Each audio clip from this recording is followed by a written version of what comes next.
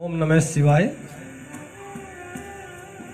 कभी कभी इंसान अहंकारवश कुछ भी बोलने लग जाता है और भगवान देवादिदेव महादेव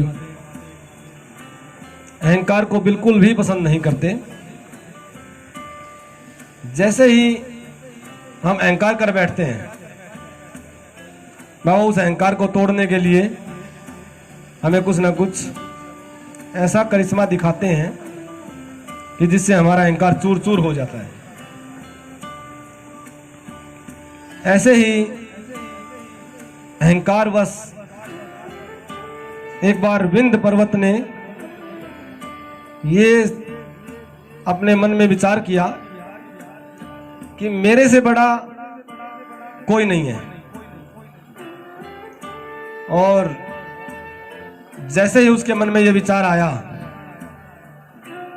तो भगवान ने इस विचार को बदलने के लिए वहां नारद जी को भेजा।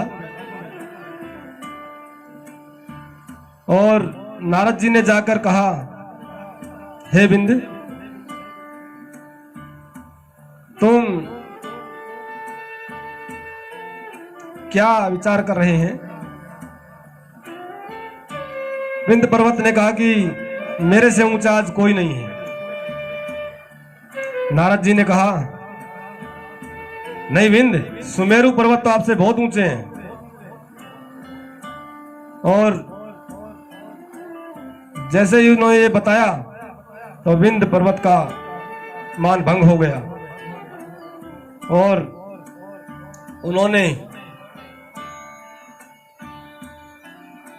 जब ये सोचा कि तुम्हारे से भी बड़े हैं, तो जब आदमी का अहंकार टूटता है तो उसके दिल पे चोट लगती है।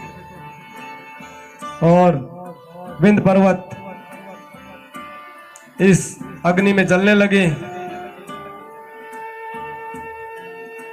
फिर नारद जी ने उन्हें रास्ता दिखाया कि तुम देवादिदेव महादेव की आराधना करो, पार्थिव लिंग का निर्माण करो, पूजन अर्चन और विसर्जन की विधि बताई।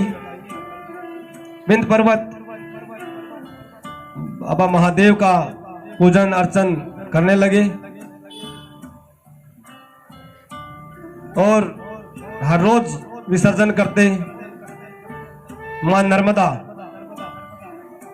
जिनका दर्शन ही हमारे पापों को हर लेता है, हमारे पुराणों में कहा गया है, गंगा का स्नान, यमुना का पान और नर्मदा का दर्शन ही काफी है हमारे पापों को मिटाने के लिए। नर्मदा के तट पर विंध्य बाबा की आराधना करने लगे और काफी कठोर तपस्या करने के बाद देवादिदेव महादेव प्रकट हुए और उन्होंने अपने दो रूपों में वहां पर दर्शन दिए। आज जहां पर हम नर्मदा के तट पर जाकर बाबा का दर्शन करते हैं, वो चौथा ज्योतिर्लिंग है। नदी के इस तट पर ओमकारेश्वर और दूसरे तट पर ममलेश्वर। हम जब इन दोनों ज्योतिर्लिंग का दर्शन करते हैं तो हमारा चौथा ज्योतिर्लिंग पूर्ण माना जाता है। और नर्मदा नदी का हर कंकर स्वयं सिद्ध शंकर है।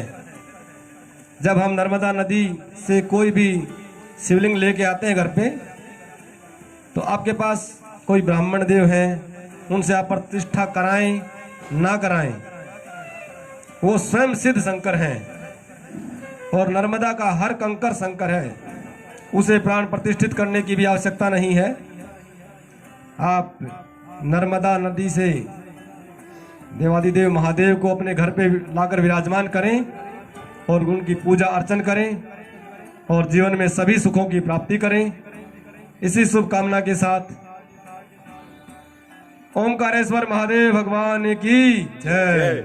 कथा प्रसंगों एवं विशेष उपाय को जानने के लिए महाराज जी के YouTube चैनल को लाइक, सब्सक्राइब व शेयर करें और बेल आइकन अवश्य दबाएं।